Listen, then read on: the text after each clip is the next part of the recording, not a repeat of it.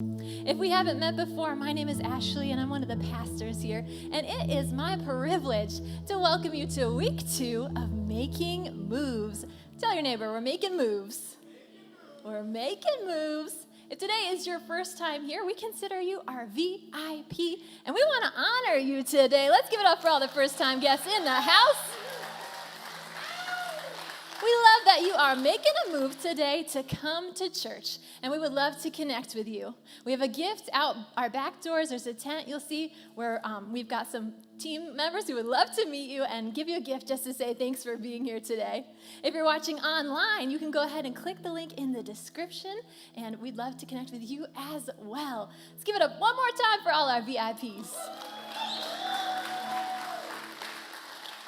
Well, as I said, today is week 2 of Making Moves. Last week, Pastor Nate talked about bringing transformation to our cities. When we make a move, God amplifies it.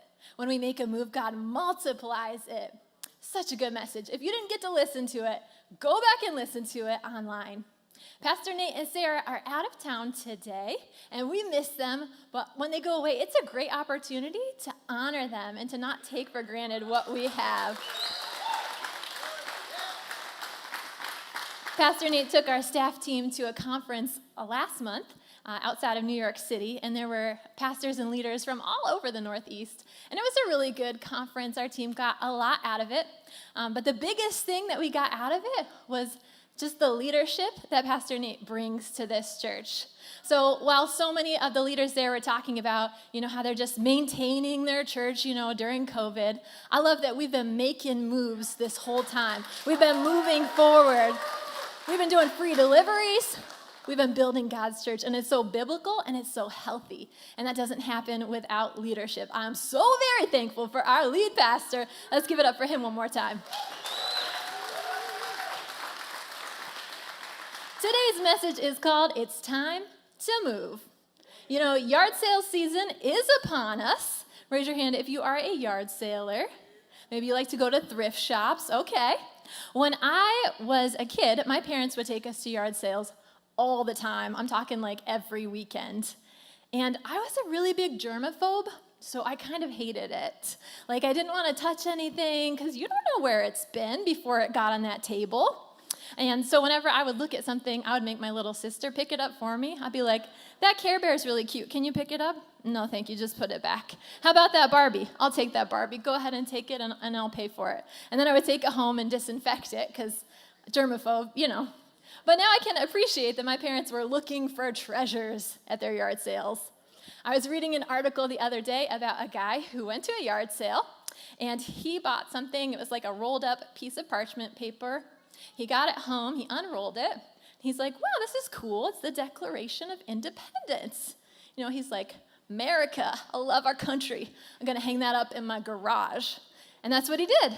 For the next 10 years, it hung in his garage. And then he got married. And then his new wife was like, that does not go with my decor. It's me or the Declaration of Independence, honey. So being the sweet and smart husband that he was, he took it down. But he did not want to throw it away, so he donated it to a thrift shop. A couple days later, another guy comes along. So many guys appreciating history. So he picked it up out of a poster bin. The price tag was $2.20. He's like, this is a bargain. I love it. So he bought it. He took it home. He was showing it to his buddies. And they're like, this actually looks like it might be really old. Not just like somebody made it look old, but you might have something kind of authentic on your hands. You should get it appraised. So that's what he did. He took it to an appraiser, and he found out that it was one of 200 copies of the Declaration of Independence commissioned by John Quincy Adams in 1820 to share it with everybody around the world. The value was $400,000. Yeah. So the original owner heard about it, and needless to say, he was really upset, okay? He had a $400,000 piece of history on his garage for 10 years, and his wife made him take it down. And all the husbands are like, see, honey, this is why I don't clean out the garage. There's good stuff in there. You should clean out your garage. Take those good things to get appraised. But the thing is, The original owner had it in his possession, and he never realized its worth. When I stand before God one day, I don't want to find out I had more potential or missed out on any of the purpose or plans that he had for me.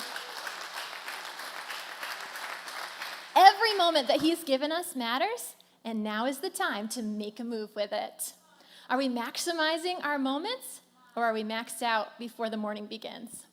Are we mission-minded, or are we missing out on what matters most?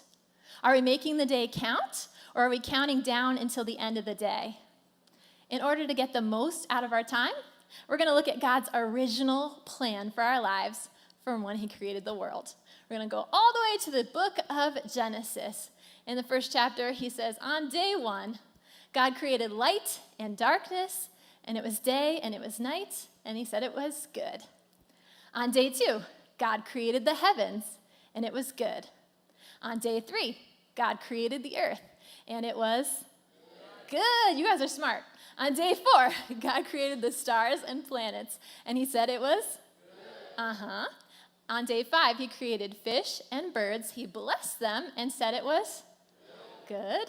And then on day 6, he created reptiles, mammals, and people. He blessed them and said, be fruitful and multiply, and he said it was He actually said it was very good. That one was a trick question. It was very good. Which brings us to day 7. We'll look at it in Genesis 2:2. And on the 7th day, God ended his work, which he had done, and he rested on the 7th day from all his work, which he had done. Then God blessed the 7th day, and he sanctified it. So all God's work was finished on day 7. He created rest. Now, does God need rest? No. The Bible says he never sleeps, he never slumbers. He was establishing a rhythm for us. This was before the law was given. This was before the fall and Adam and Eve sinned. This was God's original plan to work 6 days and rest 1. Tell the person next to you, work 6, rest 1. God explained it to Moses like this. Remember the Sabbath day by keeping it holy. 6 days you shall labor and do all your work. But the 7th day is a Sabbath to the Lord your God. For in 6 days the Lord made the heavens and the earth, the sea and all that's in them, but he rested on the 7th day. Remember the Sabbath. Now, Sabbath isn't a word that we often use, but it simply means rest. Rest, not producing. The 7th day is a day of rest to honor God. It's a day that we can trust him in faith. We can make a move that when we return our time to him, he'll multiply it to make us more effective in the 6 days we have left than we would have been with 7 without his blessing. Like Pastor Nate talked about last week, anything that God blesses is multiplied. It's just like our tithe. We return the first 10% of our income to God. He blesses it, and he multiplies its impact. He multiplies what we have left. Same thing, when we trust him with our time, he blesses it and he multiplies it. God's the only one who can redeem the time. If you're into fitness, on the 7th day, experts say, should be a recovery day. You need a day for your muscles to regenerate and recover so that you don't have an injury and so that they can grow and be developed and bear more weight. Just like they require downtime, so do other body systems. Your brain, if it's overstimulated, it can't do the replenishing that it needs to create. Studies show that your productivity caps at 50 hours a week of work. So if you work 80 hours, you'll produce 50 hours worth of work. If you work 70 hours, you'll produce 50 hours worth of work. If you work 52 hours, it's equal to 50 hours worth of work. Forbes says that work is rest's partner, and they recommend to employers that employees have 1 day off every week. Yes. A rest day gives us space to be creative, and it allows our brain time to regenerate. There's a natural rhythm to work and rest. Now, for some of us, and especially in our culture, we take it as a badge of honor to say, I've been working a lot of overtime. I got to take my kids to sports practice every night. I got to mow the lawn because it's starting to be a jungle out there. Also, I need to cook dinner and do all the things to keep everything spinning. But the thing is, we don't want to find our worth in what we do. We start to go around and we're like, I got to produce in order to feel good. That's why rest is so important. A rest day reminds you your identity is not in what you do. It's found in who you are because of Jesus. Otherwise, you'll be up, you'll be down, depending on what you do. Maybe work is a distraction for you, so you don't have to face your life. Maybe it's a distraction so you don't have to face yourself. Maybe when you rest, you feel empty. Man, rest. Face that feeling and find freedom and wholeness in Jesus. You're probably thinking, but I have to get this project done. You don't know my schedule. I'll rest after this semester, after my kids graduate, after we build our house, when I retire. I don't have time to rest right now. We have time for exactly what we choose to have time for. You have time for exactly what you choose to have time for. I have time for exactly what I choose to have time for. If God rested, we can too.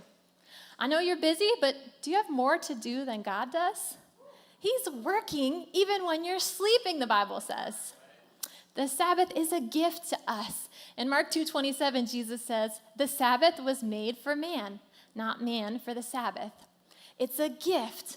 You know, Jesus was talking to religious people, and they were making it about weird rules and routines, but really, it's all about honoring God, whether it's on a Sunday or maybe your schedule is weird and it's on a different day for you.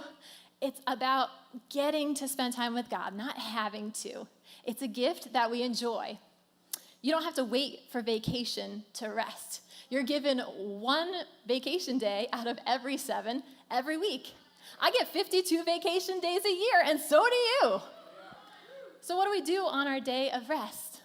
Relax, refresh, recover from the last 6 days, get ready for the next 6 days.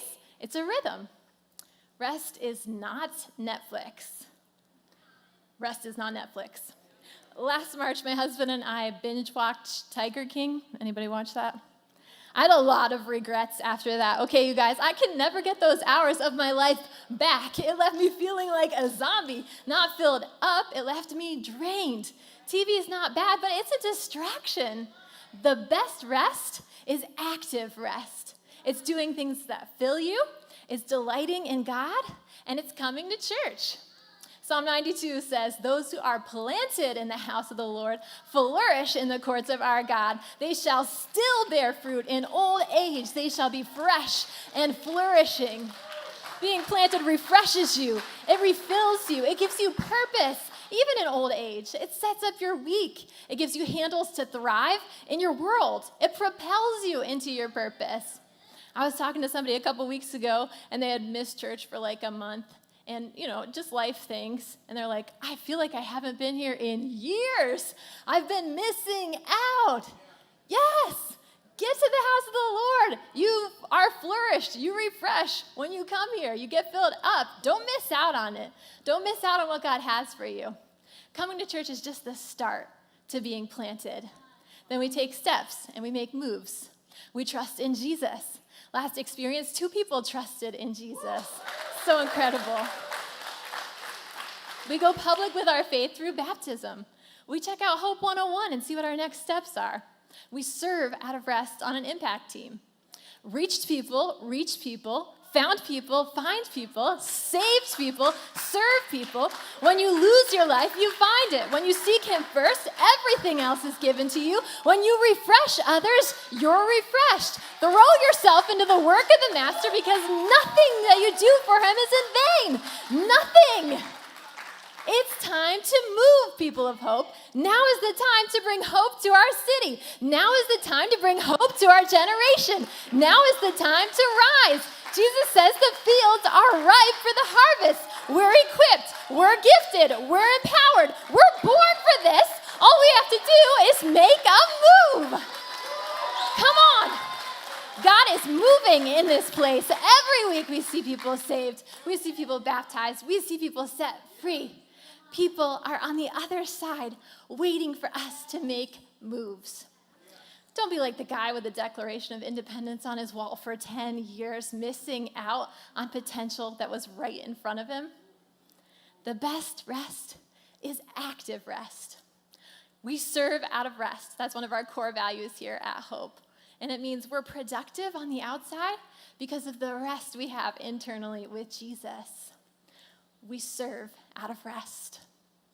So besides church, besides coming here, getting filled up, getting refocused, serving Jesus, what do you do with the other 22 and a half hours of your rest day? Well, you could go for a hike, go to the lake, enjoy what God created. You could spend time with your kids, spend time with your parents, eat good food, enjoy everything that you've worked for. Now let's talk about what comes before we rest. This is the second part of this message, work. For some of us, work is a 4-letter bad word, but work is a good thing.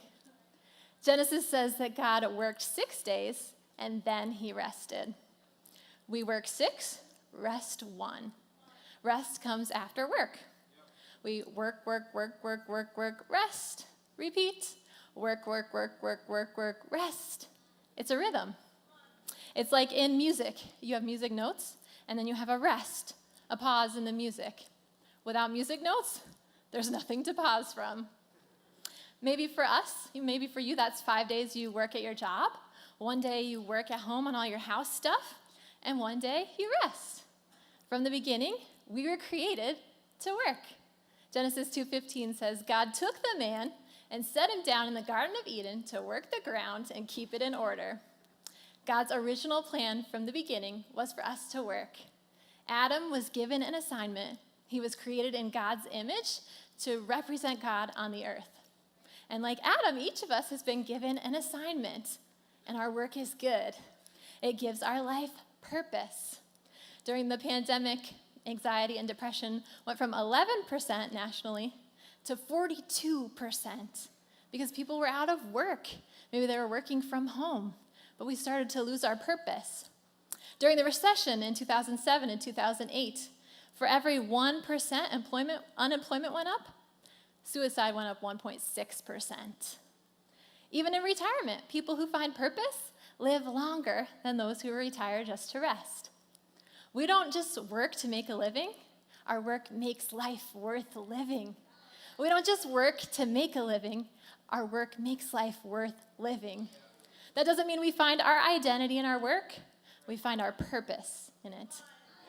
Pastor Dave says to our school, Hope Christian Academy, work is a way to glorify the Lord. If you work for him, you'll never get bored. King Solomon, the wisest man in the world, said this in Ecclesiastes. I've seen what's best for people here on earth. They should eat and drink and enjoy their work because the life God has given them on earth is short. God gives some people the ability to enjoy the wealth and property he gives them, as well as the ability to accept their state in life and enjoy their work. He says it twice. They do not worry about how short life is because God keeps them busy with what they love to do. Enjoy your work, enjoy your wealth, enjoy your property, enjoy your life. Do what you love to do and do it with your whole heart. Colossians 3:23 says, whatever you do, work at it with all your heart as working for the Lord, not for human masters. That means everything for God, everything in your career, everything at home, everything at school. Crush your career to the glory of God. Build your business. Multiply your money. You were created to be the head and not the tail, the lender and not the borrower. Your Father is glorified when you bear much fruit. You're representing him well. He wants you to prosper. Don't waste your time. Work it. With our kids, train them that work is an opportunity. It's not something that's taking from your family. It's what we were put on earth to do. It's a privilege. For my husband and I, whenever one of us works late, we are always so careful about how we explain it to our kids and framing it as an opportunity and something that we're excited about and something that they'll get to do when they grow up. They're excited to work one day. You know, for me, I work in ministry, but my husband's in manufacturing. You don't have to work at a church to love what you do. If you hate your job, make a move. Apply for a different job. Train for something else. Do something that you haven't done before. Maybe your job's not the problem. Maybe you've hated every job you've ever had since high school. You hated working at McDonald's, you hated the place you worked in college, you hated your last 3 jobs, and you hate your current career. It's a mindset. Are you thinking your job is a blessing, or is it something that you wake up every day and dread? As a man thinks in his heart, so his life goes. If you believe it's a blessing, you will live according to that. Or maybe it's your attitude. Enjoy your job. Be wholehearted. Find purpose in it. Bring creative ideas that no one else is bringing. Invite people from work to join you at church. Plant seeds in your kids for their future. Fulfill your assignment and go and make disciples. Find purpose in your work. We produce 6 days, and then we rest 1. That's what we do on the outside, and externally, that's the rhythm of our week. Internally, we have the opportunity to be at rest because of Jesus every day. And that's the third part of this message. Hebrews 3 talks about how God led the Israelites out of slavery in Egypt. He freed them. He parted the Red Sea. He did all these miracles. And then he's leading them into the land of Canaan. He says, I'm going to lead you into a land of rest, of milk and honey, a place of abundance, a place of blessing. But when they saw the people in the land, they were afraid. God said the land was already theirs, but they weren't willing to make a move to take hold of it. Instead, they ended up circling a mountain for 40 years. Because they didn't believe God, they never received the promise. They didn't believe God, so they never received the promise. God said, go, and they said, no. Let's look at it in Hebrews 4. Now, God has offered us the promise that we may receive the rest that he spoke about. This is talking to us. Let us take care then that none of you will be found to have failed to receive that promised rest. For we have heard the good news just as they did, just as the Israelites did. They heard the message, but it did them no good because when they heard it, they did not accept it with faith. We who believe then do receive that rest which God promised. The Israelites heard God's promise of rest, but they did not believe it. Continuing in verse 9, as it is, however, there still remains today for God's people a rest like God's resting on the 7th day. For those who receive that rest, which God promised, will rest from their own work just as God rested from his. Let us then do our best to receive that rest. Other versions say, let us strive to receive that rest. Let us work to receive that rest so that no one of us will fail as they did because of their lack of faith. What Canaan was to the children of Israel in the Old Testament, God's peace and rest are to us today because of Jesus. And all we have to do is take hold of them by faith. When we trust in Jesus, we are saved for eternity, but there's so much more that he has for us in the here and now besides that. The Israelites were saved from slavery, and they were meant to rest in the land of Canaan, but they never took hold of that promise. Today, Jesus has things for us. He has promises for us, and they're ours for the taking. All we have to do is trust him and believe him by faith. Instead of anxiety, we have the peace of God that passes all understanding. It's ours for the taking. Instead of being overwhelmed, we're overcomers because of Jesus. Instead of being stuck in slavery to addiction, we can find freedom because of Jesus. We can break the cycle of lack that our parents lived in and take hold of the abundant life Jesus has for us by faith. We're not victims. We're more than conquerors. Fight for the state of rest that Jesus has for you before you see the fruit. Fight before you see the fruit. It's yours for the taking. All you have to do is believe in faith. That means when your emotions are telling you they're overwhelmed, speak to those things. Tell them, why are you so downcast, oh my soul? Look to the rock that's higher than you. Look to Jesus. Come on. When your body's like, I'm tired, speak to your body like Paul did. Say, I discipline my body and make it my slave. He's saying, I make it a tool to do my purpose, the purpose that God has for me. When your mind tells you things that aren't true, you're transformed by the renewing of your mind. Take those thoughts captive and make them obedient to what Jesus says about you.